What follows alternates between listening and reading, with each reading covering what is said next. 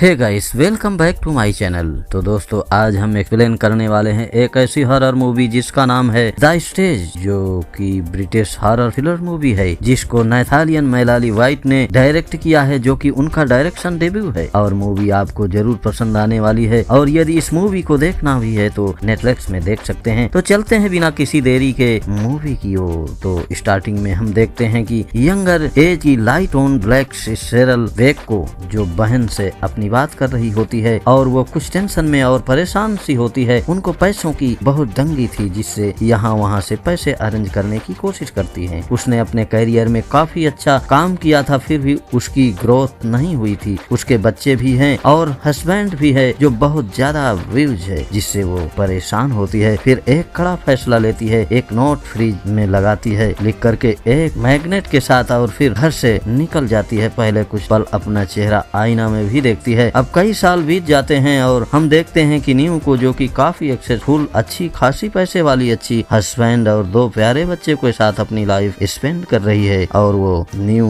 He lost scene में वे cereal थी और यहाँ पर वो अपने बाल छिपा कर रखती थी, जो कि यहाँ पर उसकी टीना पहचान का हिस्सा है। और उसको स्किन टोन लाइट थी, जो कि और लाइट हो गया था। वो अपने घर के पास चैरिटी फंक्शन करने वाली थी, जिसकी वो तैयारी में लगी हुई थी। अपने फ्रेंड से एक कैफे में मिलने जाती है और जहाँ पर उसके वहाँ पर वो ब्लैक पर्सन नजर आता है, और वो जिसको वो नोटिस कर लेती है। फिर वो ब्लैक पर्सन उसे रोड पर भी दिखाई देता है, जिससे वो परेशान हो जाती है। अब वो रात में अपने घर पर आती है, जहाँ पर हम न्यू के बारे में और भी चीजें जान लेते हैं। वो खुद ब्लैक से दूर रहती है और फैमिली को भी बहुत दूर रखने की कोशिश करती है। और यहाँ पर ऐसा लग रहा था जैसे परछाई तक से वो उनको खतरा हो। इवन वो अच्छा बेटी मैरी के बालों तक में भी ध्यान देती है, जो कि नेट ब्लैक जैसे न हो जाए। रात को सब लोग डिनर कर रहे होते हैं, जहां हम फैमिली को देखते हैं, जहां हस्बैंड इयान, बेटा सबेसन और बेटी मैरी, और ये दोनों स्कूल में पढ़ते हैं। इयान की साफ है और न्यू मैरी एक स्कूल में डिप्यूटेशन पर बेसिकली वो अपने आइडेंटिटी को ही बदल लिया था और वो एक नई जिंदगी जी रही थी। और अब सब लोग सोने की तैयारी कर रहे थे। न्यू अपने बाल हमेशा छुपा कर रखा करती थी और विग का यूज किया करती थी। अब सोने से पहले कुछ काम कर रही थी कि तभी कोई पार्सल आता है। उसके अंदर वही टॉय मैग्नेट थी, जो कि आखिरी टाइम घर छोड़ने से पहले अपने पुराने फ्रिज में नोट के पर चिपका कर आई हुई थी। मीन्स उसकी नई जिंदगी में पुरानी जिंदगी का दखल देने वाली है। अब ये ऐसा लगने लगा। इतने सालों के बाद अगले दिन वो बच्चों को स्कूल छोड़ने जाती है, तो उसको साइड मिरर में कुछ चिपका हुआ था। ब्लैक कलर से 2 बच्चे हुए दिखाई दे रहे हैं, और जिसे किसी घर वालों ने नहीं बनाया। इससे वो परेशान हो जाती है कि ये आखिर किसने ऐसा किया। हो सकता है अनजान व्यक्ति का था, जो कि उसका पीछा कर रहा हो और ये यादें वापस दिला रहा है। ऐसा कुछ उसने महसूस किया। स्कूल जाती है तो वहाँ कोई ब्लैक पर्सन शायद स्कूल में नया नया काम करने लगा था और सबेसन से बात कर रहा था। सडनली गायब भी हो गया था। और न्यू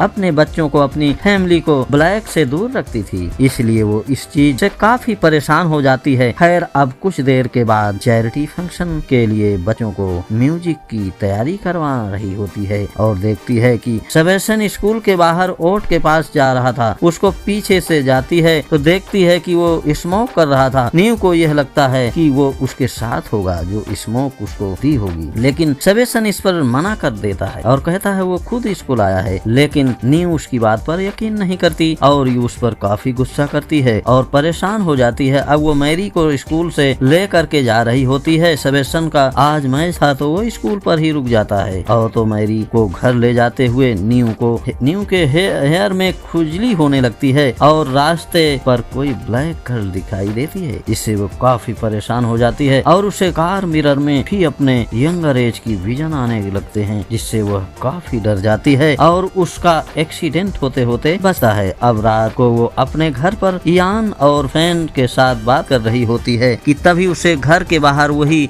ब्लैक बॉय दिखने लगता है और यही लड़का स्कूल में उसे एज वर्कर दिखाई दिया था, जिससे वो बहुत परेशान हो जाती है और डर जाती है। खैर, अब वो गेट को डरते हुए ओपन करती है। वो लड़का नहीं था, वो मैरी अभी भी घर आई थी, जिसके बाल देखकर वो और टेंशन में हो जाती है। और रात कुछ देर बाद सबेसन भी घर आ जाता है। अब तो ज्यादा गुस्से में भी हो जाती है और उसकी पिटाई भी करने लग जाती है। यहाँ यान उसको रोकता। अब रात को वो पानी पीने आती है तो सडनली घर के अंदर क्रैंक्स आने लगते हैं और कुछ आवाज सुनाई देती है। बच्ची को बर्थडे के विजन व्यूज आ रहे थे जो कि शायद ही उसकी बेटी होगी और बहुत डर जाती है। तभी उसकी नींद खुल जाती है। ऐसे ही एक नाइट में यह था। फिर अगले दिन स्कूल जाकर मैनेजर से उस वर्कर की कंप्लेन कर देती है उसको कि उसके लड़के सेबेस्टियन को सिगरेट दी होगी और उसी के खिलाफ सख्त एक्शन लिया जाए। ये वहाँ के मैनेजर से कहती है तो मैनेजर समझाता है कि वो इस मैटर को देखेगा और उससे बात करेगा। अब अगले दिन वो म्यूजिक की तैयारी करवा रही होती है कि तभी वॉशरूम का फायर अलार्म ऑन हो जाता है जो कि सिगरेट से ही ऑन होगा। अब सेबेस्टियन को वॉशरूम से भागते हुए देख पाते हैं कि न्यू अब वॉशरूम को चेक करने जाती है तो वहाँ उसे वही वर्कर मिलता है जो उसके ऊपर गुस्सा करता है कि उसने उन दोनों को यानी उस वर्कर और लड़की डियान को की लाइफ से पूरी तरह उसको मिटा दिया और परेशान होकर वो वहाँ से चली जाती है। अगले दिन उसके घर पर वही चैरिटी जंक्शन की वहाँ पर सभी लोग आए हुए थे जिनको वो ग्लीड कर रहे थे, लेकिन यहाँ पर वे दोनों लोग वर्कर और वो लड़की जो हर जगह दिखते थे वो भी आए हुए थे और वो उनके पास जाकर गुस्सा करने लगती है कि उन्हें उसकी फैमिली से दूर रहना चाहिए, लेकिन वो लोग उसे मदर कह करके बुलाते हैं जिससे वो और उसके फैमिली शॉक हो जाती है। जिसके साथ ये सीन यहीं पर शिफ्ट हो जाता है। खैर यहाँ से कहानी देखेंगे हम उन दोनों की जहाँ लड़के का नाम है कॉल्ड और लड़की का नाम है डियान। वो लोग आज ही से 5 दिन पहले टाउन में आए थे और एक होटल में रूम लेकर के रुके थे। वे दोनों न्यू के बारे में सब कुछ पता करते हैं और फैमिली के बारे में पता करते हैं और उसके पहले तो वो ऑनलाइन नजर रखते हैं और फिर हर जगह पीछा करते हैं। अब तो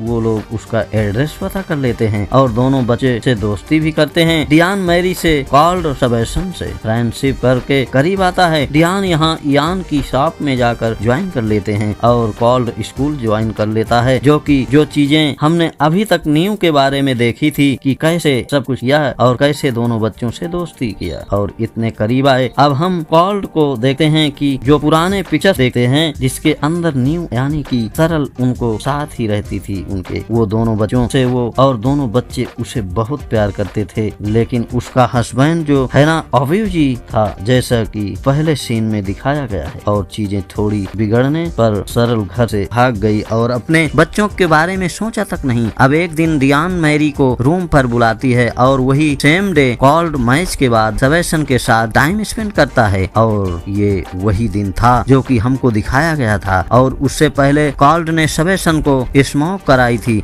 जो कि तभी से फ्रेंडशिप हुई थी। वे दोनों बच्चे उन दोनों बच्चों से बहुत ज्यादा चिढ़े हुए थे और गुस्से में थे कि उनके हिस्से का प्यार तो उन्हें मिल गया और डियान तो मेरे पर थोड़ा बहुत चिल्ला देती है तो भी नशे में परे वो सच्चाई नहीं बताती और कॉल्ड यहाँ पर सेबेस्टियन को बिल्डिंग के टेरेस से धक्का देने वाला होता है, लेकिन सेबेस्टियन यहाँ हाइट से डर कर पहले ही पी कर देता है और जिसे कॉल्ड को उस पर तरस आ जाता है और उसको संभालता है। यानी कि वो दोनों बुरे नहीं थे लेकिन अंदर से गुस्से में भरे हुए थे। अब वो दोनों जाते हैं और कॉल्ड को कहने पर सेबेस्टियन अपने बुली को भी पीट देता है और जिसके बाद में अगले दिन कॉल्ड और डियान आपस में बात करते हैं जहाँ कॉल्ड कहता है कि उनकी मदर एक अच्छी लाइफ में है और अपनी फैमिली के साथ है, उन्हें वापस चले जाना चाहिए, लेकिन डियान कहती है कि उनके पास में चैरिटी फंक्शन का इनविटेशन है और तो वो लोग एक बार तो वहाँ जा ही सकते हैं। वैसे वो लोग वहाँ पर पहुँचते हैं। इसके बाद कहानी प्रेजेंट टाइम में आ जाती है। फिर सबके सामने खास करके डियान न्यू पर बहुत ज्यादा गुस्सा करती है। अब अगले सीन में न्यू घर पर अपनी फैमिली के साथ थी और वो लोग बहुत ही ज्यादा शॉक थे और गुस्से में भी थे, जिन्हें वो अपना पास्ट बताती है कि उसकी ये मजबूरी थी। उसको हस्बैंड अभिजीत था, वो सबको छोड़कर यहाँ पर आ गई। यहाँ पर आकर उसको ईरान मिला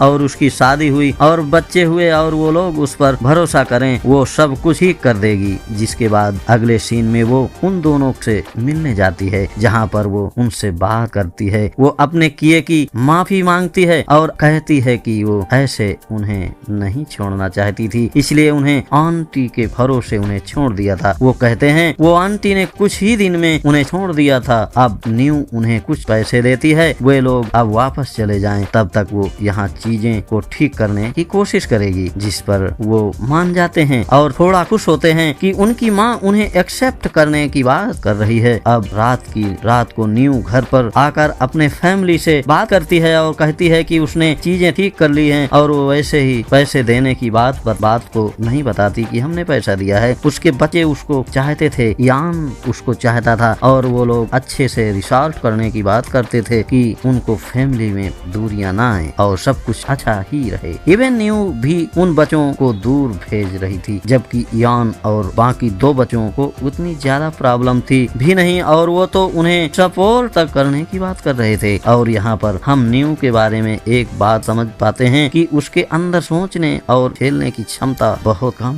है। वो थोड़ा सा भी प्रेशर और टेंशन हैंडल नहीं कर पाती है और इसलिए ये मूवी जो है तो वो हॉरर थ्रिलर कैटेगरी की है। ये हमारे लिए नहीं बल्कि न्यू के लिए है। उसके लिए हिम्मत जो कि कांच से भी कमजोर होती है, एक फूल से भी वजन में टूट जाती है, क्योंकि एज ये ह्यूमन बीइंग्स हमेशा लड़ना, मुसीबतों का सामना, ये सब हमेशा सिखाया गया है। और कहानी के हिसाब से न्यू के सामने पहली मुसीबत आई थी, वो भाग गई। मतलब उसने अपने बच्चों के बारे में बिल्कुल नहीं सोचा। शायद अपने बच्चों को साथ लेकर चली जा सकती थी और मेहनत कर सकती थी, लेकिन यहाँ पर उसने ऐसा नहीं किया। और यदि वो ऐसा करती तो आज चीजें बिल्कुल अलग होती। आज वो फिर से मुसीबत पर है। अब क्या करेगी ये अभी पता चलने वाला है। अब रात को सब लोग सो जाते हैं और घर पर आते हैं कॉल्ड और डियोन, और घर पर ब्रेकिंग करके वो लोग पहले तो सबके फोन चुराते हैं, फिर पानी में डुबो देते हैं और हॉलवे का टैप ऑन करके छोड़ देते हैं। और फिर जब सबकी नींद खुलती है तो वो लोग होस्टेज हो चुके थे।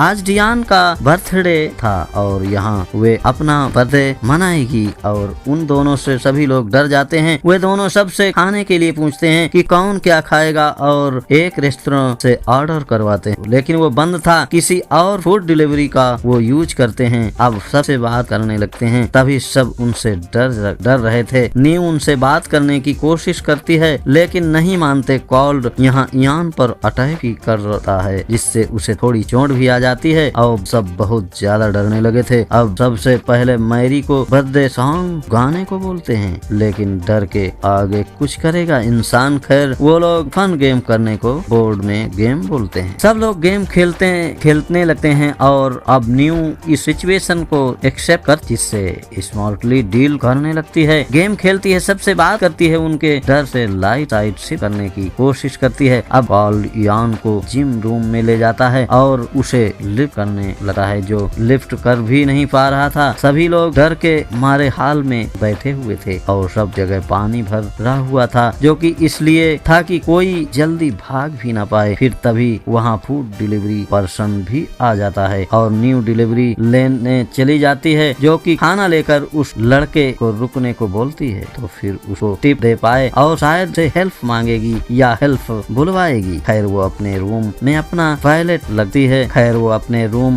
वॉलेट लाती है और नीचे आती है कि यान के ऊपर वो वेट रॉड गिर जाने से उसकी मौत हो जाती है। अब वो यान से माफी मांगती है और खुद को संभाल रही थी, लेकिन अब वो क्या करेगी, उस सिचुएशन से लड़ेगी कैसे, अपने आप से अपने बच्चों को बचाएगी कैसे, उस फैमिली को कैसे बचाएगी जो कि हर हाल में उसका सपोर्ट करने में लगे हुए थे। इसका जवाब यही है कि वो फिर से कुछ नहीं करेगी। अब वो बाहर जाती है और फूड डिलीवरी वाले के साथ भाग जाती है और फिर से भागकर अपनी लाइफ शुरू करने लगती है और उसके चारों बच्चे उसे भागता हुआ देख पाते हैं। यानी कि जिस फैमिली ने उसका सपोर्ट किया उनको भी छोड़कर भाग गई थी। यानी कि वो सिर्फ खुद की फिक्र करती थी, किसी और की नहीं, चाहे बच्चे हों, पति हो या कुछ भी हो। बेसिकली ये उसकी फितरत हो चुकी थी। और जब ये चारों बच्चे उसे ढूंढेंगे, उसे सबक सिखाएंगे और उसे बदला लेंगे, और इसी के साथ ये मूवी यहीं समाप्त हो जाती है। तो दोस्तों आप